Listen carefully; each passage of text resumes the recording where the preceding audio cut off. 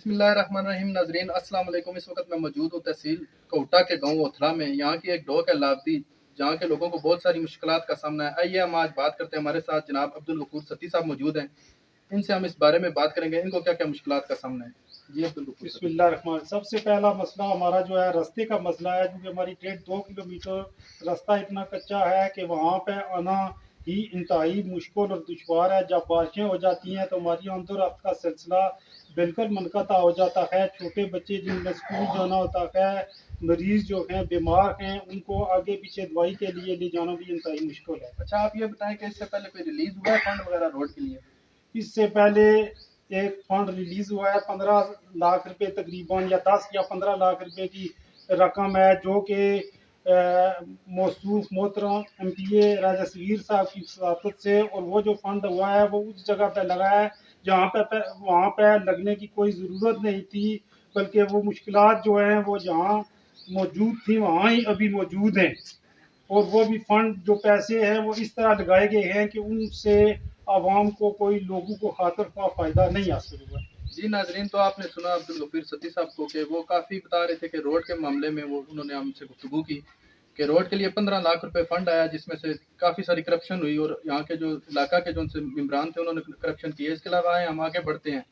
हमारे एक और भाई इस वक्त हमारे साथ मौजूद है, हम इनसे बात करते हैं कि इनको किस मुश्किलात का सामना है। अस्सलाम वालेकुम सर, सबसे पहले तो आप अपना नाम बताइए।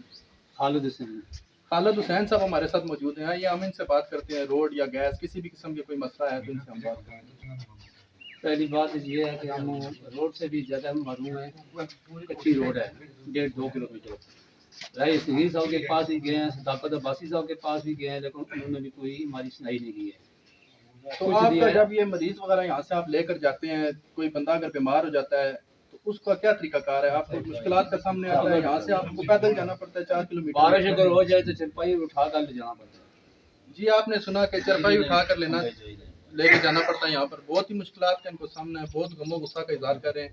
एक और भाई हमारे साथ मौजूद है। आइए इनसे हम बात से करते हैं। महरूम है। अस्सलाम वालेकुम। वालेकुम सलाम। भाई नाम क्या है? हुमायूं जफर। हुमायूं जफर साहब हमारे साथ मौजूद है। आइए इनसे बात करते हैं। जी हुमायूं जफर साहब, आप क्या कहेंगे? जी देखें जी, हमारा जो इलाका है वो पहले से बहुत पसमानदा है, और 30 सालों से जो है वो यहाँ पे कोई सहूलत नहीं दी गई। ना गैस की सहूलत है, ना बिजली की सहूलत है, और ना पानी की सहूलत है। सड़क जो है वो 1.5 किलोमीटर तक कच्ची है, जो हमारे लिए वबाली जान बना हुआ है। ना हम उस पर चल सकते हैं और ना उस पर गाड़ियाँ जो है वो चल सकती हैं। गैस जो पूरी यूनियन कौंसिल होथला में लग गई है, लेकिन हमें जो है वो जानबूझ कर क्यों पता नहीं दूर रखा गया उसे, और हमारे इलाके तक अभी तक वो गैस के तो मीटर हम जब आ रहे थे वहां से तकरीबन 4 किलोमीटर पीछे जो सा गैस के मीटर हमने देखे हैं लटके हुए, तो क्या यहाँ पर गैस वगैरह नहीं लगी? डोग लाबदी से यहाँ से जो 1.5 किलोमीटर फासला है वहाँ तक तो गैस लगी हुई है, लेकिन वहाँ से आगे ना तो यहाँ तक मेन लाइन बिछाई गई है। हर दफा हमें सिर्फ ये लालीपाप दिया जाता है कि सिर्फ सर्वे करने के बाद टीमें दोबारा वापस चली जाती हैं, और लगातार हमारे साथ यही चक्कर जारी है। सिर्फ सर्वे करते हैं। हम मुनसिब नुमाइंदगान के पास बहुत दफा गए हैं, ये नहीं है कि नहीं गए। यहाँ पे जो है वो चक्कर भी लगाया 2 दफा इन्होंने। हमें PTI की इस दौर में भी हमने यहाँ पे घर में जलसा कराया, लेकिन इसके बावजूद वो मेम्बरान से तवज्जो नहीं दे रहे। जो उनसे MNA MPs है उनका नाम बताएं। ये जो मौजूदा MNA है सदाकत अली अब्बासी, और मौजूदा जो MPA है रजा सगीर अहमद, इन दोनों के पास हमने काफी चक्कर लगाए हैं, और सदाकत अब्बासी साहब और रजा सगीर का जलसा भी कराया है, लेकिन इसके बावजूद जो है वो हमारी तरफ कोई तवज्जो नहीं दे रहा।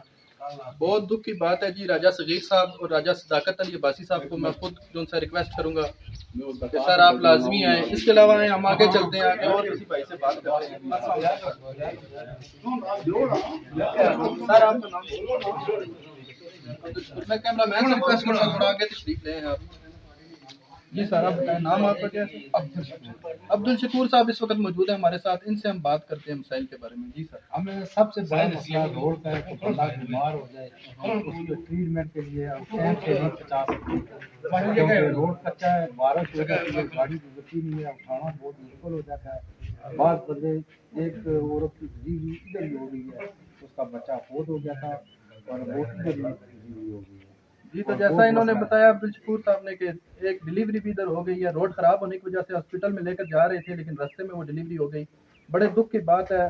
सब माऊ बहनों वाले हैं। राजा सतीर साहब, MPA सदाकत अली अब्बासी साहब, जनाब डॉक्टर बाबर रहमान साहब से मैं रिक्वेस्ट करूंगा, ठीक है आप इलाके में इलेक्शन तो नहीं लड़ते, लेकिन आप पे भी काफ़ी एहसानात हैं, मगर बहुत दुख की बात है कि आपकी जो सी ढोक बंद है, बंद से आगे कोई काम नहीं नज़र आ रहा। हमारे जो चैनल के बंदे हैं वो भी जब यहाँ पर तशरीफ लाए हैं तो लाबडी ऐसा इलाका नज़र आ रहा था, खंडरात का मंजिल यहाँ पे जो है ना नज़र आ रहा था।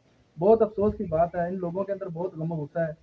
तो इंशाल्लाह हमारी कोशिश होगी कि ये वीडियो देखकर जनाब सदाकत अली बासी साहब, डॉक्टर बाबर अमान साहब, इसके अलावा राजा सगीर जो उनसे हैं, जिन्होंने यहाँ से सबसे ज़्यादा वोटें राजा सगीर साहब यहाँ से लेते हैं, उनसे मैं बहुत ज़्यादा रिक्वेस्ट करूँगा कि राजा साहब आप मेहरबानी करें, खुदा रा तरस खाएं इन लोगों पर। कल आपने भी अल्लाह पाक के आगे जान देनी है।